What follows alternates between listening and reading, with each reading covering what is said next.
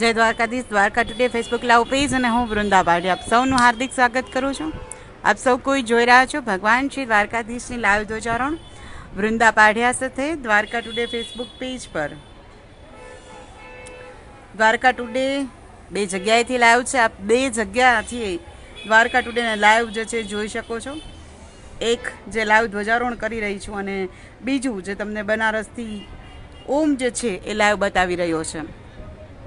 દ્વારકા રઘુવંશી સમાજ દ્વારા જે બનારસની યાત્રા ગઈ છે ત્યાં યજ્ઞનું ને ઘણા બધા કાર્યક્રમો છે અને એ બધાની માહિતી ઓમ જે તમને લાઈવ આપી રહ્યો છે. અને હું અત્યારે હાલ તમને દ્વારકાથી લાઈવ ધ્વજારોહણ બતાવી રહી છું. આજની આ ધ્વજારોહણ પૂર્વ સાંસદ પોરબંદર રમેશ ધાડુક પરિવાર દ્વારા આજની આ ધ્વજારોહણ જે છે એ કરવામાં આવી રહ્યું છે. અને આજે ગણેશ ચતુર્થીનો વિશેષ દિવસ જે છે, મંગલમય ગણેશ ભગવાન જે છે આપ સૌ કોઈની મંગલ કામનાઓને પૂર્ણ કરે અને નિર્વિઘ્ન આપના જીવનની અંદર શુભ કાર્યો કરાવે એવી સૌ કોઈને શુભકામનાઓ. ગણેશ ચતુર્થીની મંગલ કામનાઓ સૌ કોઈને વૃંદા પાઢિયા તરફથી, દ્વારકા ટુડે તરફથી. સૌથી પહેલી કોમેન્ટ આવી રહી છે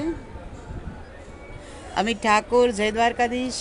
પંજાબી કુમાર પુંજાભાઈ કરમૂર, જય દ્વારકાધીશ. વિજયભાઈ પટેલ, જય દ્વારકાધીશ. ચૌધરી, જય દ્વારકાધીશ. અમિત મોલિયા રાજકોટથી.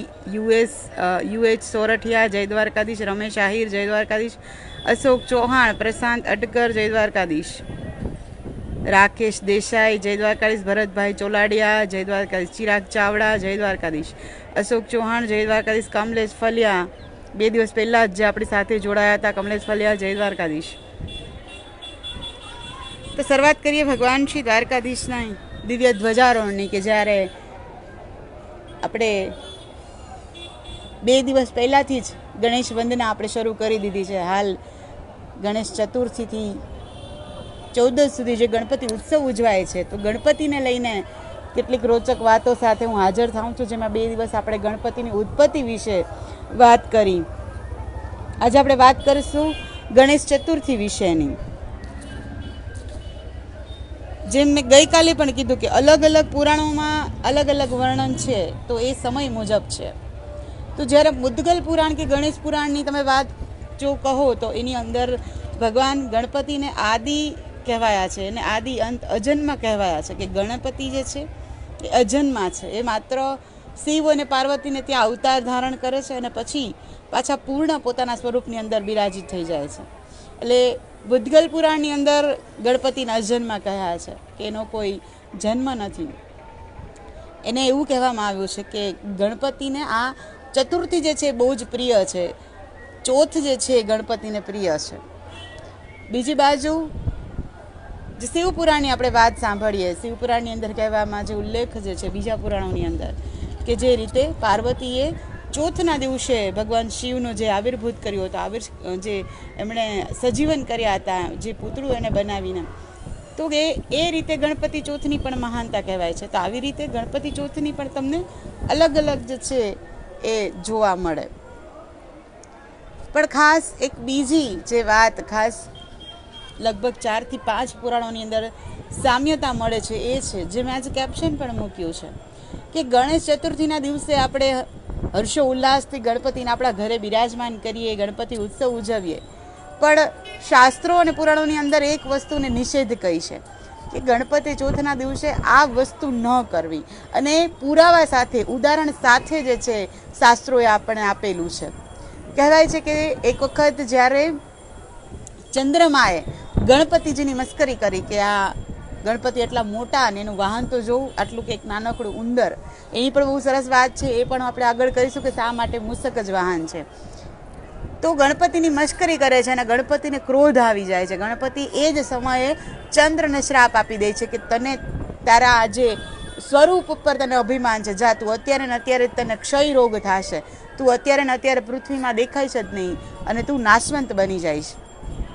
અને ખરેખર ચંદ્ર જે છે આલોપ થઈ જાય છે, એનું જે ધોરું અને શીતળતાપૂર્વકનું જે સ્વરૂપ હતું ગાયબ થઈ જાય છે, આખું બ્લેક થઈ જાય ચંદ્ર. અને બહુ જ આજીજી કરે છે કે ભાઈ મને માફ કરો, મારાથી ભૂલ થઈ ગઈ, ઘણા બધો પશ્ચાતાપ કરે છે. બધા દેવતાઓ પણ ગણપતિને સમજાવે છે કે સૂર્ય અને ચંદ્ર બંને જરૂરી છે, જેટલી તાપ જરૂરી છે એટલી જ રાત્રે ઠંડક અને શીતળતા પણ જરૂર છે. ઘણી બધી વનસ્પતિઓ અને ઔષધિઓ જે છે એ ચંદ્રની શીતળતામાં જ બને છે.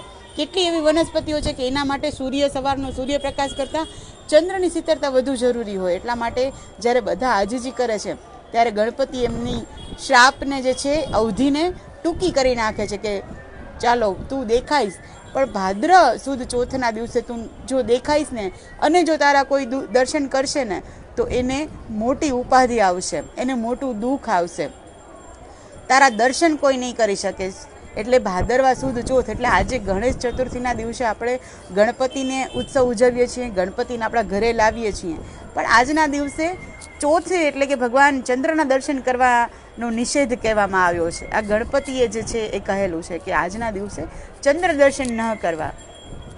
પરંતુ સાથે જ જ્યારે ભગવાન ચંદ્રએ ઘણી બધી પૂજા પ્રાર્થના કરી ત્યારે એમને વરદાન પણ આપ્યું કે સુદ ચોથના નહીં નિષેધ છે દર્શન, પણ વદ ચોથના તારા દર્શન કરીને જ મારું જે છે એ વ્રત પૂર્ણ થશે. એટલે આપણે વદ ચોથના જે ચોથનું જે વ્રત કરતા હોય અને આપણી સમક્ષ ભગવાન શ્રી દ્વારકાધીશની સુંદર એવી ધ્વજા બ્લુ, પીળા અને કેસરી રંગની ખુલી ગઈ છે. આજનું આ ધ્વજારોહણ ધાડુક પરિવાર દ્વારા મંજુબેન રમેશભાઈ ધાડુક પૂર્વ સાંસદ ધડુક પરિવાર દ્વારા આજની આ ધ્વજારોહણ જે છે એ કરવામાં આવ્યું હતું. તો સાથે જ ગણપતિએ એ પણ વરદાન આપ્યું કે જે લોકો પણ ચોથનું વ્રત કરશે, આપણે ઘણા બધા વદ ચોથનું જે વ્રત કરતા હોય છે કે જીવનમાં બહુ બધા વિઘ્નો આવતા હોય, બહુ બધા તમને દુઃખ આવતા હોય, તો તમે ચોથનું વ્રત કરો તો તમને જે છે મુશ્કેલીઓ ટળી જાય છે. તો આ ચોથનું વ્રત તમે ચંદ્રના દર્શન કરીને પછી જ પૂર્ણ કરી શકો છો.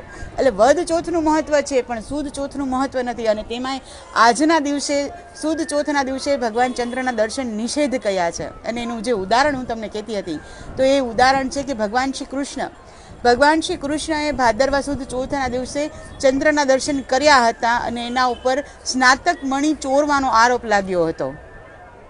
એ આખી જ વાર્તા જે છે એ મહાભારતની અંદર જોડાયેલી છે કે ભગવાન કૃષ્ણ જે છે એ સ્નાતક મણિ માગે છે પણ એને સત્યભામાના જે પિતા એને સ્નાતક મણિ નથી આપતા કે હું તમને ના આપું. કૃષ્ણ એવું કહેવા માગતા હતા કે આ મણિ મારા પાસે સચવાયેલી રહેશે, તમારા માથે ખતરો બનીને રહેશે, પણ એ નહોતા ઈચ્છતા. એટલે એમને લાગ્યું અચાનક મણિ જ્યારે ખોવાઈ ગયું ત્યારે એમને થયું કે આ કૃષ્ણે જ મારું મણિ ચોરી લીધું છે. ને આવો આરોપ જે છે ભગવાનને કૃષ્ણને લાગે છે. એની પાછળ પણ શાસ્ત્રો વર્ણન કરે છે કે આ જ્યારે એણે ચંદ્રના દર્શન કર્યા હતા એટલા માટે એની જિંદગીની અંદર આવો એમને આરોપ લાગ્યો, આવું એમને દુઃખ આવ્યું. એટલે આજે ભાદરવા સુદ ચોથના દિવસે આપણે ગણપતિની હર્ષો ઉલ્લાસથી ઉજવણી કરીએ, ઘરે ગણપતિને લાવીએ, પણ આજના દિવસે ચંદ્ર દર્શનનું જે છે એ નિષેધ કહેવામાં આવ્યું છે. તમને શ્રદ્ધા અને વિશ્વાસ હોવો જોઈએ, બાકી તમે માગો એના કરતાં સવાયું આપે એ મારો દ્વારકાધીશ. સુંદર એવી કોમેન્ટ મહેશભાઈ તળપદાની રોજ સુંદર એવી કોમેન્ટ હોય છે. અશોક ચૌહાણ, જેઠા ચાવડા, જય દ્વારકાધીશ. અલ્પેશ પરમાર, અપર્ણા દવે, જય દ્વારકાધીશ. અપર્ણા દવે પણ આપણે આ સાથે રોજ જર્મનીથી જોડાય છે. વડોદરાથી અલ્પેશ પરમાર, જય દ્વારકાધીશ. દિવ્યેન જોશી, જય દ્વારકાધીશ.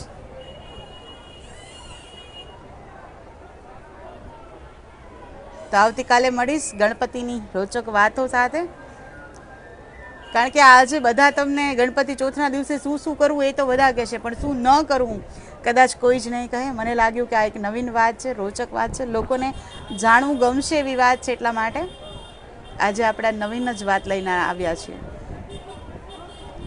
દિનેશ વાલ્મિક, જય દ્વારકાધીશ. ખંભાત, આણંદથી આપણી સાથે જોડાયેલા છે. તો આવતીકાલે ફરીથી મળીશું. ત્યાં સુધી like, comment and share. Dwarka today, Vrunda Padhiya સૌને જય જય જય જય દ્વારકાધીશ. અને બનારસથી પણ યાત્રાને ઓમ સાથે જોતા રહેજો. સૌને જય દ્વારકાધીશ.